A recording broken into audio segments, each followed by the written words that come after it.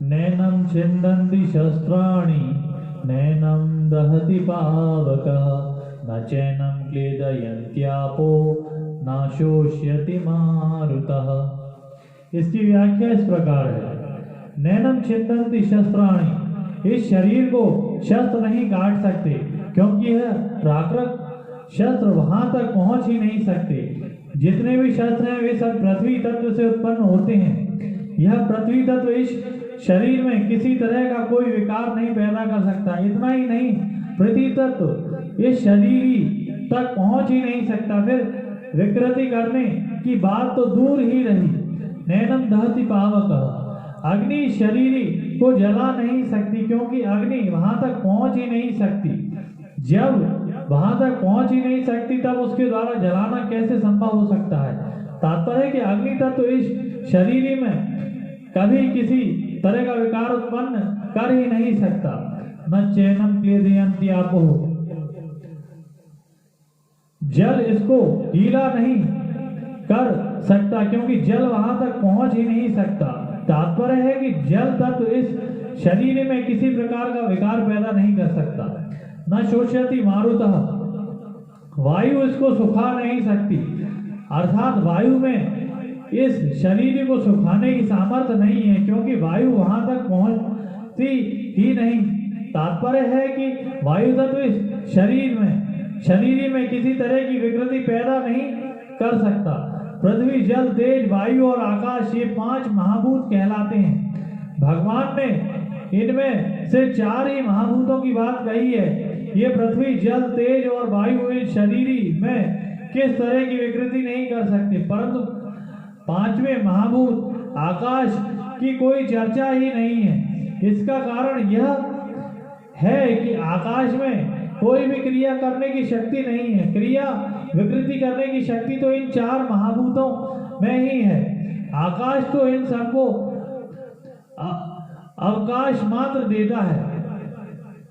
पृथ्वी, जल, तेज और वायु, ये चारों तत्व आकाश से ही उत्पन्न होते हैं, पर वे अपने कारणभूत आकाश में भी किसी तरह का विकार पैदा नहीं कर सकते। अर्थात पृथ्वी आकाश का छेदन नहीं कर सकती, जल गीला नहीं कर सकता, अग्नि जला नहीं सकती और वायु सुखा नहीं सकती। जब यह चारों तत्व अपने कारणभूत आकाश को, आकाश के कारणभूत महत्तत्व को, महत्तत्व के कारणभूत प्रकृति को भी कोई क्षति नहीं पहुंचा सकते, तब प्रकृति में सर्वथा अतीत शरीर तक के पहुंच ही कैसे सकते हैं। इन गुणयुक्त पदार्थों की उस निर्गुण तत्व में पहुंच ही कैसे हो सकती है, नहीं हो सकती। गीता 13वें अध्याय का 31वां श्लोक। शरीर नित्य तत्व है। पृथ्वी आदि चारों तत्वों को इसी से सत्ता स्फूर्ति मिलती है, अतः जिससे इन तत्वों को सत्ता स्फूर्ति मिलती है उसको ये कैसे विकृत कर सकते हैं। यह शरीर सर्वव्यापक है और पृथ्वी आदि चारों तत्व व्याप्य हैं, अतः शरीर के अंतर्गत है। अतः व्याप्य वस्तु व्यापक को कैसे नुकसान पहुंचा सकती है, उसको नुकसान पहुंचाना संभव ही नहीं है। यह युद्ध का प्रसंग है, ये सब संबंधी मर जाएंगे, इस बात को लेकर अर्जुन शोक कर रहे हैं। अतः भगवान कहते हैं कि ये कैसे मर जाएंगे, क्योंकि वहां तक अस्त्र शस्त्रों की क्रिया पहुंचती ही नहीं है। अर्थात शस्त्र के द्वारा शरीर कट जाने पर भी शरीर ही नहीं कटता, अन्यस्त्र के द्वारा शरीर, अग्नियस्त्र के द्वारा शरीर जल जाने पर भी शरीर नहीं जलता। वरुणास्त्र के द्वारा शरीर गल जाने पर भी शरीर नहीं गलता और वायवास्त्र के द्वारा शरीर सूख जाने पर भी शरीर नहीं सूखता। तात्पर्य कि अस्त्र शस्त्रों के द्वारा शरीर मर जाने पर भी शरीर ही नहीं मरता, अपितु ज्यों का त्यों निर्विकार रहता है। अतः इसको लेकर शोक करना तेरी बिल्कुल ही बेसमझी है, ऐसा भगवान कहते हैं। हम कहते हैं कि शरीर है तो परिवर्तन शरीर में होता है, शरीर में नहीं होता। जैसे काट है तो विकृति काट में आती है में नहीं आती। काट कटता है नहीं कटता। काट जलता है नहीं जलता। काट गीला होता है है गीला नहीं होता, काठ सूखता है नहीं सूखता। काठ कभी एक रूप रहता ही नहीं और है कभी अनेक रूप होता ही नहीं। अच्छेद्योयम अधाद्योयम अक्लेद्यो शोष्य एव च नित्यः सर्वगतः स्थाणुर अचलोयम सनातनः। इसकी व्याख्या इस प्रकार है, शास्त्राधीन शरीर में विकार क्यों नहीं करते, यह बात इस श्लोक में कहते हैं। अच्छेद्योयम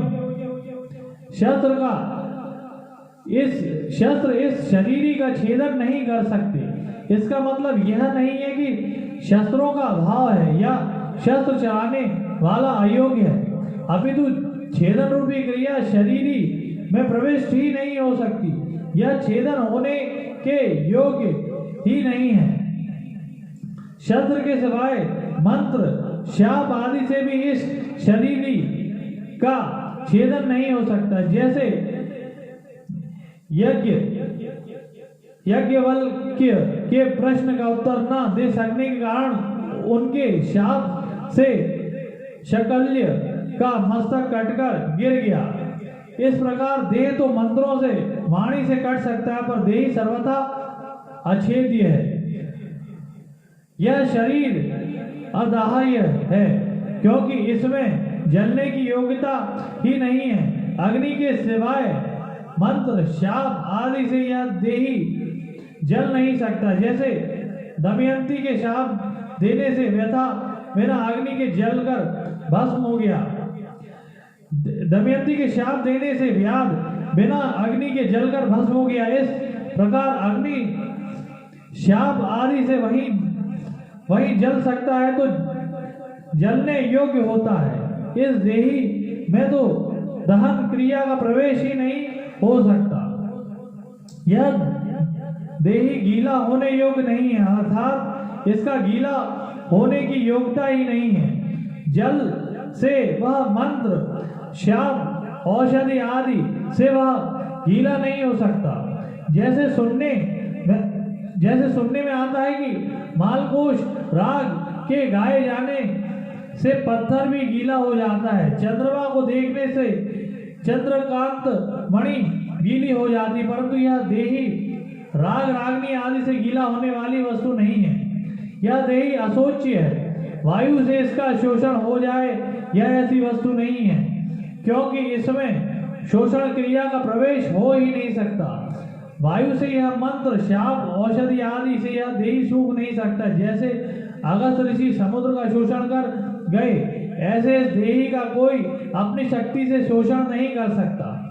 अर्जुन नाश की संभावना को लेकर शोक कर रहे थे, इसलिए शरीरी को अक्षेद्य अदाह्य अक्लेद्य और अशोच्य कहकर भगवान एवं पदों से विशेष जोर देकर कहते हैं कि यह शरीरी तो ऐसा ही है, इसमें किसी भी क्रिया का प्रवेश नहीं होता, अतः यह शरीरी शोक करने योग्य है ही नहीं। यह देही नित्य निरंतर रहने वाला है, यह किसी काल में नहीं था और किसी काल में नहीं रहेगा, ऐसी बात नहीं है, किंतु यह सब काल में नित्य निरंतर ज्यों का त्यों रहने वाला है।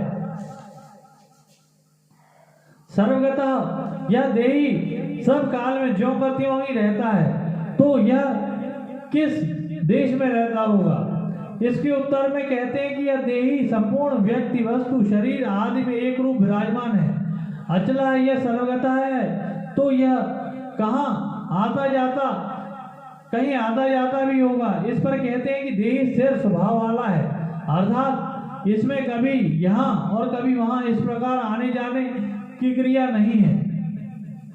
स्थाणु यह स्थिर स्वभाव वाला है, यह आता जाता नहीं है, यह बात ठीक है, पर इसमें कंपन तो होता होगा। जैसे वृक्ष एक जगह ही रहता है पर कहीं भी आता जाता नहीं है, वह एक जगह रहता हुआ भी हिलता है, ऐसे ही इस देही में भी हिलने की क्रिया होती होगी। इसके उत्तर में कहते हैं कि देही स्थाणु है, अर्थात इसमें हिलने की क्रिया नहीं है। सनातन यह देही अचल है, स्थाणु है, यह बात तो ठीक है, पर यह कभी पैदा भी होता होगा, इस पर कहते हैं कि यह सनातन है, अनादि है, सदा से, और यह किसी समय नहीं था, ऐसा संभव ही नहीं है।